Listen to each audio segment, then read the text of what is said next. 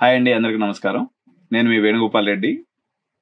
జోష్ innovations private limited, ఏ software training company, జోష్ overseas consultancy, జోష్ institute of foreign languages, Edunine సంయుక్తంగా అనేక వీడియోస్ అడ్మిషన్స్ పర్పస్లో మనం చేస్తూ ఉన్నాం. కానీ అనేక మంది పేరెంట్స్ సిఎస్సి బ్రాంచ్ ముగిసిపోయిందా, అంటే దాని యొక్క ఫ్లేవర్ అంతా పోయిందని నేను మొన్న వీడియో చేస్తే అనేక రకాలుగా చాలా అద్భుతంగా స్పందించారు. దానికి సంబంధించిన అనేక కామెంట్స్ కూడా పెట్టడం జరిగింది. అయితే ఈ కంటిన్యూయేషన్లో భాగంగా హైదరాబాద్ మార్కెట్లో ఉన్నటువంటి టాప్ 30 ఇంజనీరింగ్ కాలేజెస్లో యూనివర్సిటీస్తో కలిపి ఏం పరిస్థితుంది, ప్లేస్మెంట్ 2024లో ప్లేస్మెంట్స్ ఎలా జరుగుతున్నాయి, ఏం జరుగుతున్నాయి అనేది మనం ఒకసారి చూస్తే, హైదరాబాద్కి తలమానికంగా ఉన్నటువంటి బిట్స్ ఇన్స్టిట్యూట్లో ఎట్లా ప్లేస్మెంట్స్ ఉన్నాయనేది జస్ట్ ఒక ఎగ్జాంపుల్ తీసుకొని ఆ తర్వాత కింద వరకు ఎలా నడుస్తుందని చెప్తాం. ఇప్పుడు మనకి హైదరాబాద్ బీటెక్ ఫైనల్ ఇయర్లో అప్రాక్సిమేట్గా ఒక 90,000 మంది వరకు పిల్లలు ఉన్నారు. ఇందులో సిఎస్సి వాళ్ళు దగ్గర దగ్గర ఒక 50,000 మంది దాకా ఉన్నారు. అంటే సిఎస్సి ఆస్పిరెంట్స్ అనుకోండి, ఈసీ నుంచి వచ్చేవాళ్ళు. కానీ 55,000 అప్రాక్సిమేట్గా ఆస్పిరెంట్స్ ఉన్నారు. అయితే బిట్స్ పిలానీలో సపోజ్ ఒక 150 మంది కానీ ఉన్నట్లయితే 100 మంది వరకు ప్లేస్ అయ్యారండి ఇప్పటికి. అంటే 50 మంది మిగిలిపోయారు. కంపెనీలు వస్తున్నాయి కానీ వీళ్ళకి ఇంతవరకు ఆఫర్ లెటర్లే రావట్లేదు. అంటే 70% ఆఫ్ ది స్టూడెంట్స్ మనకి బిట్స్ పిలానీలో మనకి ప్లేస్ అవ్వడం అనేది జరిగింది 2024కి సంబంధించి. సో దాని తర్వాత మనకి తీసుకున్నప్పుడు కేఎల్ యూనివర్సిటీ ఉంది.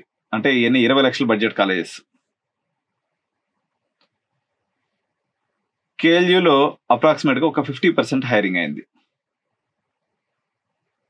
ఇక దాని తర్వాత పోతే CBIT, Vasavi, CVR college, KMIT, వీటిల్లో కూడా ఏదైతే టాప్ 5-6 కాలేజెస్ ఉన్నాయో వీటిలో అప్రాక్సిమేట్గా 40 to 50% హైరింగ్ అయింది ఇప్పటి వరకు. సో లేయర్ 1 కాలేజెస్ ఇక్కడికి మనకు కంప్లీట్ అయిపోయినాయి. లేయర్ 2లో తీసుకున్నటువంటి ఇప్పుడు సిఎంఆర్ కానీ మల్లారెడ్డి కానీ వీటిలో కానీ తీసుకున్నప్పుడు అప్రాక్సిమేట్గా ఇప్పటి వరకు ఒక 30%, అది కూడా బేసికల్గా మల్టిపుల్ కంపెనీస్ వచ్చి ఆఫర్లు ఇచ్చాయి ఇంతకుముందు. అంటే 30 కంపెనీస్, 20 కంపెనీస్, 15 కంపెనీస్ వచ్చాయి. ఇప్పుడు ఒక కాలేజీకి వచ్చిన ఉదాహరణకి యాక్సెంచర్ ఉంది. ఆ యాక్సెంచర్ అతనే ఒక కాలేజీలో ఉన్నటువంటి ఒక 200 మందికి ఆఫర్లు ఇస్తున్నారు. ఇది ఏమవుద్దో ఏం జరగదో ఎవరికి తెలియదు. అంటే మల్టిపుల్ కంపెనీస్ వచ్చి ఒక్కొక్క మల్టిపుల్ ఆఫర్స్ లేకపోతే మల్టిపుల్ ఉంటే మార్కెట్ అంతా రష్ ఉంటే యాక్సెంచర్ వచ్చి ప్రతి కాలేజీలో 100 మంది 200 మందిని తీసుకుంటున్నాడు. సో ఇన్ఫోసిస్, టెక్ మహీంద్రా, అదేవిధంగా టీసీఎస్, ఇవన్నీ కూడా కాలేజీల మొహం చాటేసే వాళ్ళు ఎవరు రావట్లేదు, ఏమి హైరింగ్ అవ్వట్లేదు. ఒక కాలేజీ సంబంధించి 2 లేదా 3 కంపెనీస్ వస్తున్నాయి. వాళ్ళకి ఎప్పటి నుంచో టైఅప్ ఉంటుంది కాబట్టి ఎప్పటి నుంచో వీళ్ళు మాస్ హైరింగ్కి హెల్ప్ చేస్తూ ఉన్నారు కాలేజీలకి, లేకపోతే కాలేజీలు వాళ్ళకి హెల్ప్ చేస్తూ ఉన్నాయి కాబట్టి ఆ యొక్క మొహమాటంతో 100 మందిని ఏమో తీసుకుంటున్నాయి.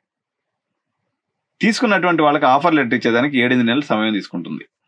అంటే కోర్స్ అయిపోయిన తర్వాత 7-8 నెలలు, 1 year వరకు వాళ్ళకి ఆఫర్ లెటర్ ఇవ్వట్లేదు. ఆఫర్ లెటర్ వచ్చిన తర్వాత వీళ్ళని తీసుకెళ్లేసి బెంచ్ మీద కూర్చొని పెడుతున్నారు. గతం ఈ దేశం వాళ్ళ పరిస్థితి అట్లుంది. మనం ఓన్లీ ఇప్పుడు హైరింగ్ గురించి వరకు రెస్ట్రిక్ట్ చేద్దాం. సో లెవెల్ బి కాలేజెస్లో 30% రిక్రూట్మెంట్ అయింది. రిక్రూట్మెంట్ అయిందంటే సెలక్షన్స్ అయినాయి, ప్రాసెస్లో ఉన్నారు. దాని కింద ఉన్నటువంటి కాలేజెస్లో ఎక్కడైతే ప్లేస్మెంట్ ఆఫీసర్ నుండి కంటిన్యూస్గా 70%, 60% వరకు ప్లేస్ చేస్తున్నటువంటి కాలేజెస్ ఏదైతే ఉన్నాయో వాళ్ళు ఇప్పుడు 30% చేయగలిగారు. కొన్ని కాలేజీలు అయితే 20% కూడా ఉంది. ఇప్పుడు ఐఆర్ఈ కాలేజీలో అయితే ఒక 50%, ఎందుకంటే ఆయన ఎల్విఎన్ ప్రసాద్ సార్ ప్లేస్మెంట్ ఆఫీసర్ కాబట్టి ఆయన బాగా ప్లేస్మెంట్స్ చేయగలిగాడు. 50-60% వరకు చేసినారని మనకి పిల్లలు చెప్పేటువంటి ఫీడ్బ్యాక్ అలా ఉంది. ఐఆర్ఈలో బాగానే ఈ సంవత్సరం ప్లేస్మెంట్స్. రెసిషన్ ఉన్నప్పుడు కూడా ప్రిన్సిపలే అక్కడ ఒక ప్లేస్మెంట్ డివిజన్ ప్రత్యేకంగా చూసుకుంటారు కాబట్టి అక్కడ కొంత ఎడ్జ్ అనేది కనిపించింది ప్లేస్మెంట్స్ పాయింట్ ఆఫ్ వ్యూలో లోకల్ కాలేజెస్, టాప్ 20 కాలేజెస్ విషయం తీసుకున్నప్పుడు. సో రిమైనింగ్ అన్ని కాలేజెస్, ఇటు వర్ధమాన్ తీసుకోండి, లేకపోతే ఎంవిఎస్ఆర్ తీసుకోండి, శ్రీనిధి తీసుకోండి, అన్నిట్లో కూడా 20%, 25%, 30% అయితే బాగా చేసినట్టు అని లెక్క.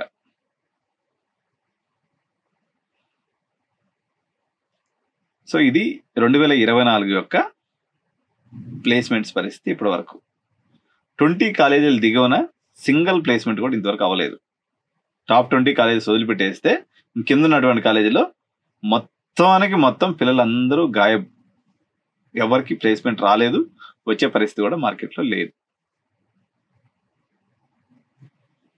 ఏంటి పరిస్థితి ఇప్పుడు? 2024లో ఈ రకంగా ఉంది. మొత్తం నేషనల్ వైజ్ స్టాటిస్టిక్స్ నేను ఒకసారి మీకు చెప్పే ప్రయత్నం చేస్తాను. మనకి హైయెస్ట్ ప్లేస్మెంట్స్ అయినటువంటి సంవత్సరం కానీ తీసుకున్నప్పుడు 2022 పాస్ అవుట్ అయినటువంటి బ్యాచ్ ఎవరైతే ఉన్నారో 2021 అంటే కోవిడ్ ఇయర్ అయిపోయిన తర్వాత ఎవరైతే బ్యాచ్ బయటకు వచ్చారో అప్రాక్సిమేట్ గా ఆల్ ఓవర్ ఇండియాలో 5 lakhs ప్లేస్మెంట్స్ అయినాయి. 2022కి వచ్చేసరికి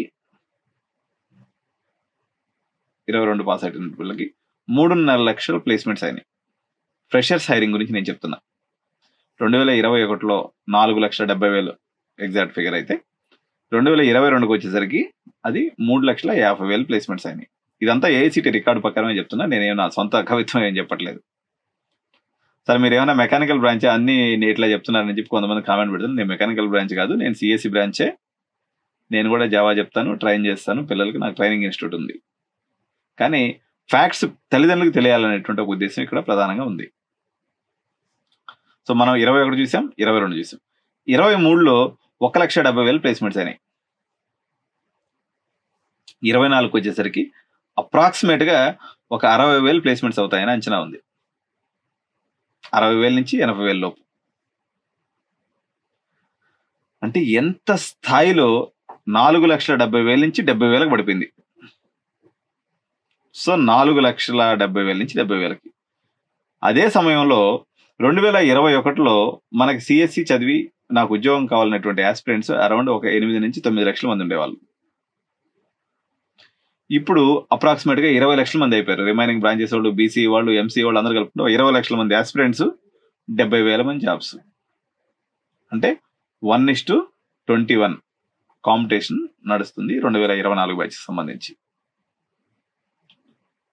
సార్ మీరు అన్ని సమస్యలు చెప్తూ ఉన్నారు, పరిష్కారం చెప్పట్లేదు.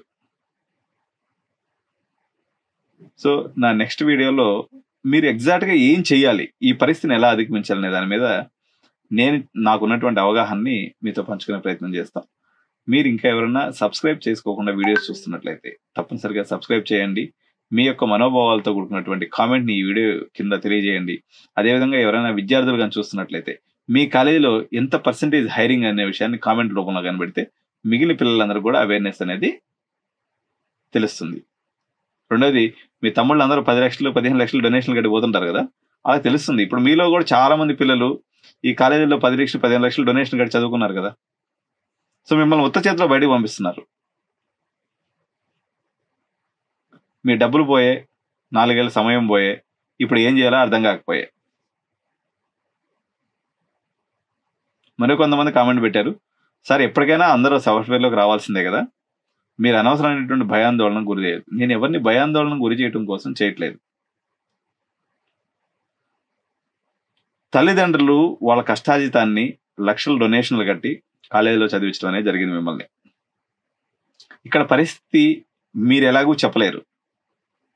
మేము చెప్తే వాళ్ళు అర్థం చేసుకుని ఆల్టర్నేటివ్గా మీ భవిష్యత్తు గురించి మరొకసారి ఆలోచించి ఏదైనా నిర్ణయం తీసుకుంటారు ఏదో ఒక అప్రోచ్లో. సార్ మేమేమన్నా మీ సాఫ్ట్వేర్ ట్రైనింగ్కి ఇవ్వడం కోసం మీరు ఇదంతా చెప్తున్నారని మీరు కొంతమంది అనుకోవచ్చు. నేను సాఫ్ట్వేర్ ట్రైనింగ్ ఇచ్చినా ఇంకోటి ఇచ్చినా మీలో స్టఫ్ లేకుండా ఏం చేయగలిగింది లేదు. ఎందుకంటే ఈరోజు హైరింగ్ అనేది టాప్ 10 మెంబర్స్ 100 మంది ఉంటే టాప్ 30 మెంబర్స్ వరకు మనం చేయొచ్చు తప్ప అంతకు మించి డౌన్ లైన్లో ఉన్నటువంటి పిల్లలకి ఈరోజు ప్లేస్మెంట్ చేసే పరిస్థితి కంప్యూటర్ సైన్స్ ఇంజనీరింగ్లో ఈవెన్ అమీర్పేటలో ఇన్స్టిట్యూట్స్ కూడా 80 కూడా లేదు. మీరు అనుకుంటున్నట్టుగా ఇప్పటి వరకు మనం అందరూ సాఫ్ట్వేర్ని ఎందుకు ఆదరించాం? 3.5 lakhs నుంచి పెద్ద కాలేజీలో అయితే 10 లక్షలు 8 లక్షలు మీకు ప్యాకేజ్ వస్తుందని 60,000-70,000 రూపాయలు. ఈ కళలన్నీ కళలు అయిపోయినాయి. మీరు ఇప్పుడు పర్ఫెక్ట్గా నేర్చుకొని, అది ఫుల్ స్టాక్ అనుకోండి, లేకపోతే క్లౌడ్ కంప్యూటింగ్ అనుకోండి, సైబర్ సెక్యూరిటీ అనుకోండి, ఏదైనా ఒక టెక్నాలజీ కానీ పర్ఫెక్ట్గా నేర్చుకొని మీరు దాని మీద కొన్ని ప్రాజెక్ట్స్ చేసినట్లయితే 10,000 రూపాయలకో 15,000 రూపాయలకో మీరు కెరీర్ని స్టార్ట్ చేయకుండా మీరు మౌనంగా ఉండిపోతే ఈ మౌనం చాలా ప్రమాదకరం. మీకు పరిస్థితిని అర్థం చేసుకోండి. మీరు సిఆర్టీ నేర్చుకున్నారు, క్యాంపస్ రిక్రూట్మెంట్ టైంలో యాప్టిట్యూడ్, రీజనింగ్, దాని తర్వాత కొంచెం పైథాను, ఓకే, కొంచెం డిఎస్ఏ, టాప్ 20 కాలేజ్ వాళ్ళు. సరిపోయింది, మా పని అయిపోయింది అనుకున్నటువంటి పరిస్థితి నుంచి ఇప్పుడు మీరు అనివార్యంగా ఏదో ఒక టెక్నాలజీ మీద మాస్టర్ అయితే తప్ప, సరే ఇది అన్యాయం కాదు సార్, మేము ఒక ఫ్రెషర్స్ మమ్మల్ని టెక్నాలజీలో మాస్టర్ అవ్వమని మీరు చెప్తున్నారు. అన్యాయమో అక్రమమో, మార్కెట్ బాగాలేనప్పుడు, మార్కెట్ సిచ్యువేషన్ పరిస్థితి సరిగా లేనప్పుడు ఎవరైతే ఎక్కువ కష్టపడి టెక్నికల్గా క్లియర్గా ఉంటారో వాళ్ళ వరకే కంపెనీలు కూడా హైర్ చేసుకోగలరు. వాళ్ళ చేతిలో ప్రాజెక్ట్స్ లేవు. రెసిషన్ ఒకవైపు నుంచి, ఏఐ ఒకవైపు నుంచి, వారి యొక్క భయాలు ఒకవైపు నుంచి, ఎకనామిక్ స్లోడౌన్ ఒకవైపు నుంచి, కంపెనీల భయాలు వాళ్ళకు ఉన్నాయి. అందువల్ల వాళ్ళు ఒకవైపు లే ఆఫ్ చేస్తున్నారు, ఇంకొక వైపు హైరింగ్ చేయట్లేదు. ఈ పరిస్థితిని మీరు బాధపడ్డానికో లేకపోతే ఎవరినో బ్లేమ్ చేయడానికో కాకుండా అప్డేట్ అవ్వడానికి మీరు ఆ సమయాన్ని వాడుకోండి. చాలా మంది ఇప్పుడు జావా ఫుల్ స్టాక్ నేర్చుకొని అమీర్పేటలో దాదాపు ఒక 2 లక్షల మంది దాకా ఉన్నారు పిల్లలు. నేర్చుకొని గమ్మ కూర్చొని ఉన్నారు అన్నట్టు. నేనేమంటున్నానంటే మీరు ప్రాజెక్ట్స్ చేయండి. జావా ఫుల్ స్టాక్ నేర్చుకుని ఇప్పుడు నా దగ్గర కూడా ఒక 2-3 ఓపెనింగ్స్ ఉన్నాయని నేను చెప్పినా అనుకోండి. జావా ఫుల్ స్టాక్ అంటే ఏమేమి వచ్చి ఉండాలి? కోర్ జావా వచ్చి ఉండాలి, అడ్వాన్స్ జావా వచ్చి ఉండాలి, హైబర్నెట్ వచ్చి ఉండాలి, స్ప్రింగ్ వచ్చి ఉండాలి, స్ప్రింగ్ బూట్ వచ్చి ఉండాలి, మైక్రో సర్వీసెస్ వచ్చి ఉండాలి. ఇది బ్యాక్ ఎండ్ వైపు. ఫ్రంట్ ఎండ్లో MySQL, ఫ్రంట్ ఎండ్లో HTML, CSS, Java script, boot strap,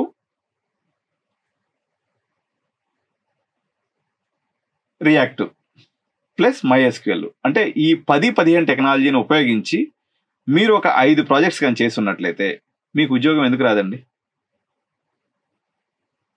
ఇప్పుడు ఇంజనీరింగ్ ఎడ్యుకేషన్లో ఉన్నటువంటి ఒక ప్రధానమైనటువంటి, అసలు ఇంజనీరింగ్ హిట్ అవ్వడానికి కారణం 60% థియరీ, 40% ప్రాక్టికల్స్.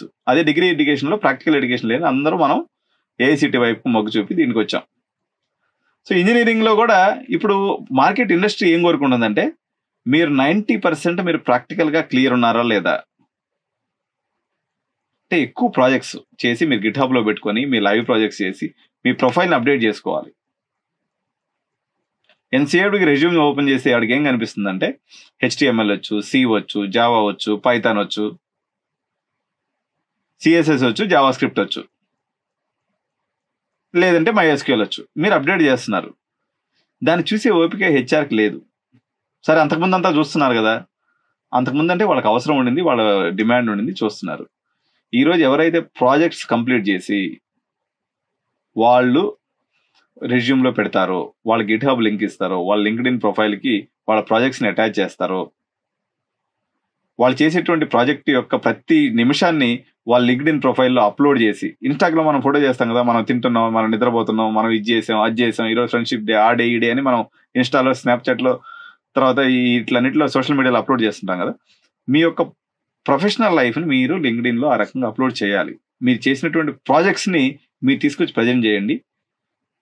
100% ఇలా చేస్తే అయిపోతుందా సక్సెస్ అంటే? అవ్వకపోవచ్చు. బట్ కంపారిటివ్లీ ఏం లేనోడు కన్నా వీడి యొక్క ఎడ్జ్ అనేది ఉంటుంది. చాలా వరకు ఇతను హైర్ అయ్యేటువంటి అవకాశం ఉంటుంది. శాలరీస్ అయితే మీరు అనుకున్న స్థాయిలో ప్రజెంట్ వచ్చే పరిస్థితి అయితే లేవు బాబు. ఏదన్నా 15,000, 20,000, 25,000. అంతకుముందు మెకానికల్ చదివితే ఏ సిచ్యువేషన్ ఉండేదు. సివిల్ చదివితే ఎట్లయితే 15,000 రూపాయలు వస్తుంది, నేను పోయి సైట్లో పని చేయాలా, అది వైట్ కాలర్ జాబ్ కాదు అని చెప్పి రిజెక్ట్ చేశారు. ఇప్పుడు సిఎస్సి శాలరీస్ కూడా సాచురేట్ అయ్యి అక్కడికే వచ్చేటువంటి పరిస్థితి ఉందనేది నా యొక్క ఆలోచన. కానీ మీరు పర్ఫెక్ట్గా ప్రాజెక్ట్స్ చేసుకోండి. ఇప్పుడు డేటా సైన్స్ ప్రాజెక్ట్స్ అంటే, సార్ నేను డేటా సైన్స్ చదువుకున్నాను, ఒక స్టూడెంట్ వస్తాడు, బాబు నీ కాగల్ సెట్ సో ఎన్ని సాల్వ్ చేసావు, నీ స్కోర్ ఏందని అడిగితే తెల్లమొహం పెడతాడు. ఏమొచ్చంటే నాకు పైథాన్ కొద్దిగా వచ్చు సార్, కొద్దిగా అడ్వాన్స్ ఎక్సెల్ వచ్చు, తర్వాత కొద్దిగా పవర్ బిఐ వచ్చు, కొద్దిగా మెషిన్ లెర్నింగ్ వచ్చు, కొద్దిగా NLP వచ్చు, అన్ని కొద్దిగా వచ్చినట్టు నీకెందుకు ఇవ్వాలి? ఫుల్గా నేర్చుకున్న వాళ్ళు చాలా మంది ఉంటారు కదా. ఇప్పుడు డేటా సైన్స్కి 100 ఓపెనింగ్స్ ఉన్నాయి. 100 మందికి ఒక 1000 మంది ఫుల్గా డేటా సైన్స్ వచ్చిన వాళ్ళు ఉన్నారు. నీకు ఇప్పుడు ఆప్షన్ వస్తుంది. నీకు కొద్దిగా అన్ని కొద్దిగా నేర్చుకుంటే నీకు ఎవరు ఇస్తారు ఆప్షన్? సరే ఇది మాకు బీటెక్లో లేదు కదా. లేదు, నిజమే. కాలేజ్ వాళ్ళు నేర్పించలేదు, నిజమే. మార్కెట్ ఖరాబ్ అయినప్పుడు నువ్వు నేర్చుకోవాలి కదా.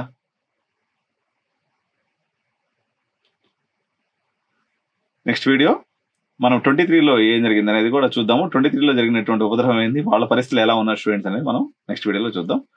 Please like, comment, share my video. Bell button నొక్కినట్లయితే నాకు ఈ సీరియస్ చేస్తాను నేను ఇప్పుడు. ఎందుకంటే విద్యార్థుల యొక్క యాక్చువల్ స్టేటస్ ఏముందన్నది ఇప్పుడు చేర్చబోయేటువంటి తల్లిదండ్రులకు తెలియాలా. చదువుతున్నటువంటి పిల్లలు, ఇప్పుడు ఎవరైతే ఫైనల్ ఇయర్ పిల్లలు ఉన్నారో, నేను చెప్పిన దాంట్లో తప్పు ఉన్నట్లయితే మీరు కామెంట్ పెట్టండి. అది హార్ష్గా ఉన్నా నాకు పర్వాలేదు. మీ కాలేజీల్లో ఈ పరిస్థితి ఉందా? ఇప్పుడు సపోజ్ మీరు సిబిఐటి కాలేజ్ అనుకోండి, ఎంత పర్సంటేజ్ మీ క్లాస్లో ప్లేస్ అయ్యారు మీరు కామెంట్ రూపంలో పెట్టండి. మీరు వాసవి కాలేజీలో చదువుతున్నారు, దాన్ని నాకు ఇంతమంది ప్లేస్ అయ్యారని కామెంట్ రూపంలో. లేదా మహేంద్ర యూనివర్సిటీలో 40 లక్షలు కట్టి చదివారు, మీ పరిస్థితి ఏంది? 100% ప్లేస్ అయ్యారా? అక్కడ కూడా 50% ఉన్నాయి ప్లేస్మెంట్స్. లేదు కేఎల్ యూనివర్సిటీలో 25 లక్షలు పెట్టి చదివారు, 10 లక్షలు దాదాపు 20-30 లక్షల దాకా అయి ఉంటుంది. 4 లక్షలు 4 16 ప్లస్ హాస్టల్ ఫీజు ఒక 8, 24 లక్షలు పెట్టి మీరు కేఎల్ యూనివర్సిటీలో చదివారు. ఎంతమంది ప్లేస్ అయ్యారు? మీకు ఆఫర్లు ఏమొచ్చినాయి? ఒకసారి మీరు షేర్ చేయండి. అది మీ జూనియర్స్కి ఉపయోగపడుతుంది. మార్కెట్ ఏమి నడుస్తుందో అందరికి కూడా అర్థమవుతుంది. సో మనం వాస్తవాల బేసిస్ మీద మనం ముందుకెళ్ళాలి. మార్కెట్ అర్థం చేసుకున్నట్లయితే అట్లీస్ట్ మిగిలినటువంటి జూనియర్స్కి, మీ ఫ్రెండ్స్కి ఏం చేయాలో అర్థమవుతుంది. సో నేను చెప్పిన సెక్షన్ అంతా కలుపుకుంటే మన తెలంగాణ 2 రాష్ట్రాల విద్యార్థులు 10-20 వేల మంది సంబంధించిన సబ్జెక్టు. మిగిలిన 1,60,000 మంది ఏం చేయాలో అర్థం కాక అందరూ కళ్ళు మూసుకొని తెరుస్తూ చూస్తూ ఉన్నారు. నేను చెప్పే టాప్ 20 కాలేజీలు ఎంతమంది ఉంటారు?